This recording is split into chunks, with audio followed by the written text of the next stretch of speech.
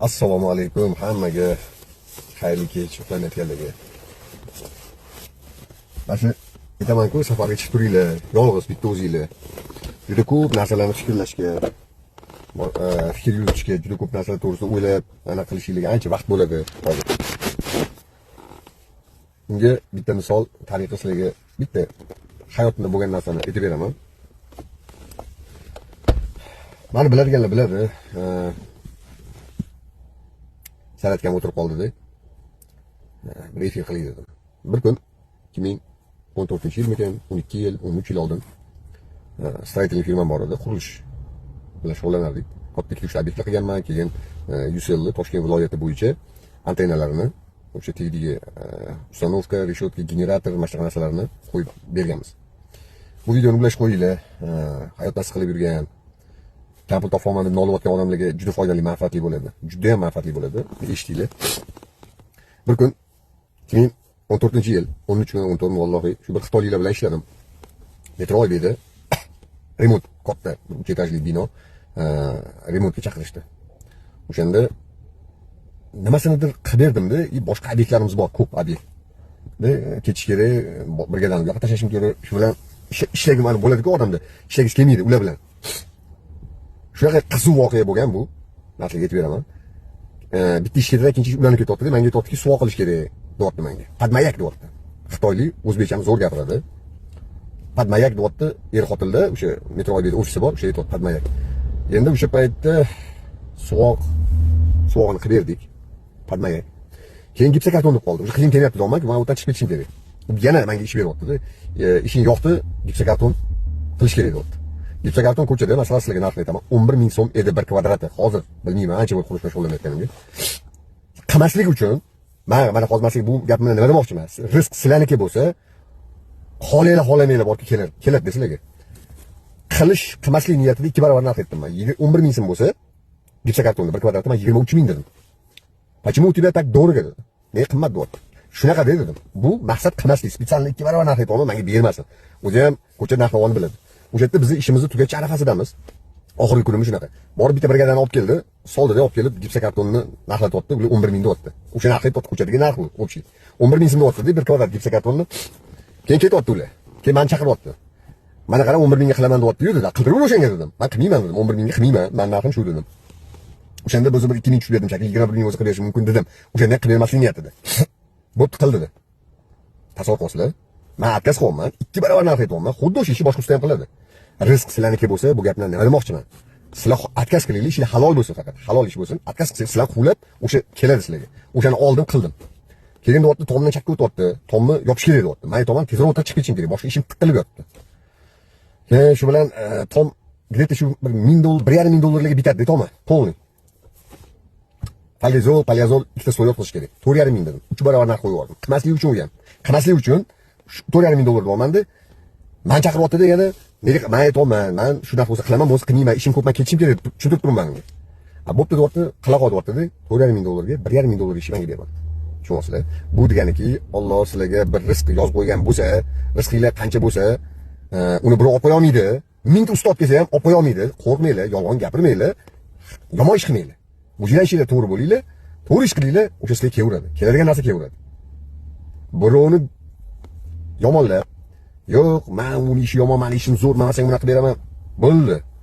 Tamomsizlar. Bu deganiki, men hozir rolik qo'yaman. Mana shu videodan keyin men lentani kuzatinglar. Men Instagramga qo'ydim hozir. Undan keyin qo'yaman. Bu Payg'ambar sollallohu alayhi vasallam gaplari emas, bu Allohning bandaga bergan bir to'g'ri bir buyruq desam bo'ladi. Alloh bir bandaga bir musulmonni, ikkinchi musulmonning obro'sini harom qildi. Bu deganiki, bir musulmondan ikkinchi musulmonning obro'sini to'kishga haqqi yo'q. Yomonlashga ham haqqi yo'q. Tushunyapsizlarmi? Bo'ldi. O'zingizlar to'g'ri bo'linglar, o'zingizlar ishinglar, meni ishim shu deylar. Bunda ko'rsatinglar, tamom. Rizq bo'lsa, sizlardan zo'r qiladigan odam, sizlardan arzon narx aytsam, o'sha sizlarga keladigan narsa kelaveradi. Shunaqa. Xotirjam bo'linglar. Faqat xotirjam bo'linglar, tamom. Xotirjamlik bilan maza qilib yashaysizlar. Yashayapsizlarmi? Tirikmisizlar? Bo'ldi, rizqinglar bor degan. Undan xotir olmaydi. Kam, ko'pligi Allohga. Unga rozi bo'linglar.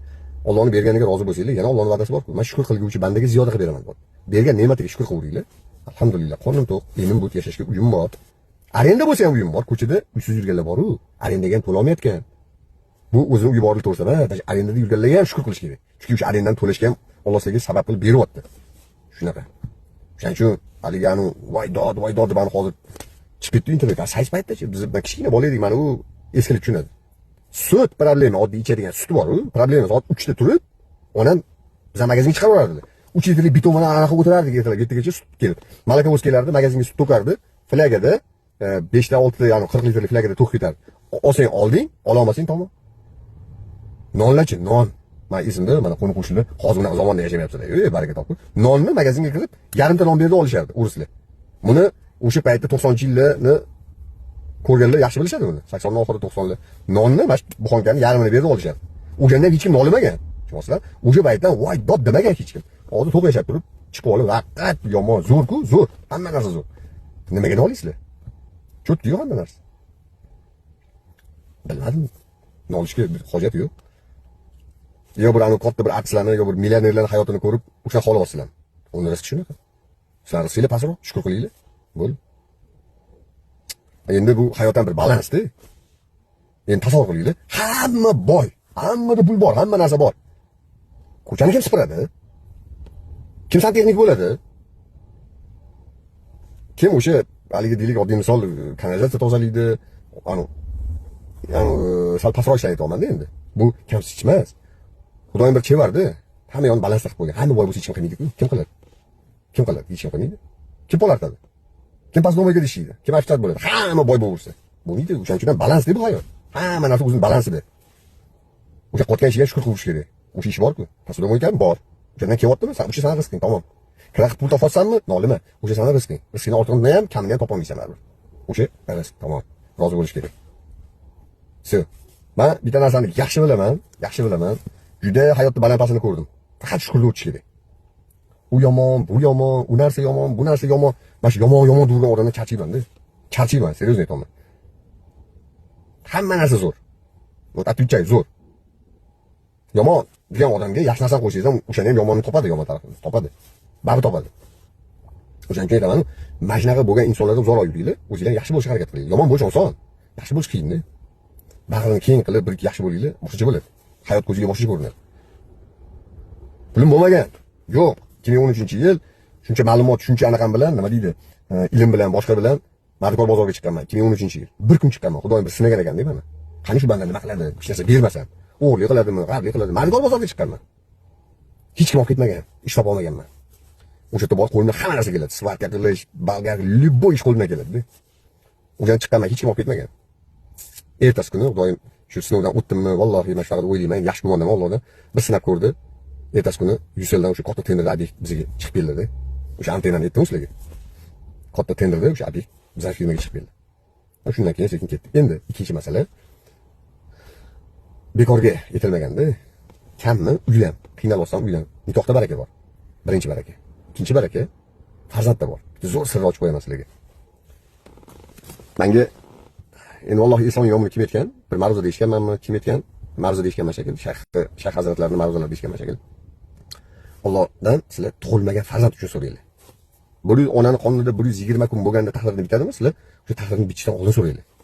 Yo Robbi, shu tug'ilajak farzandimning rizqini baland qil.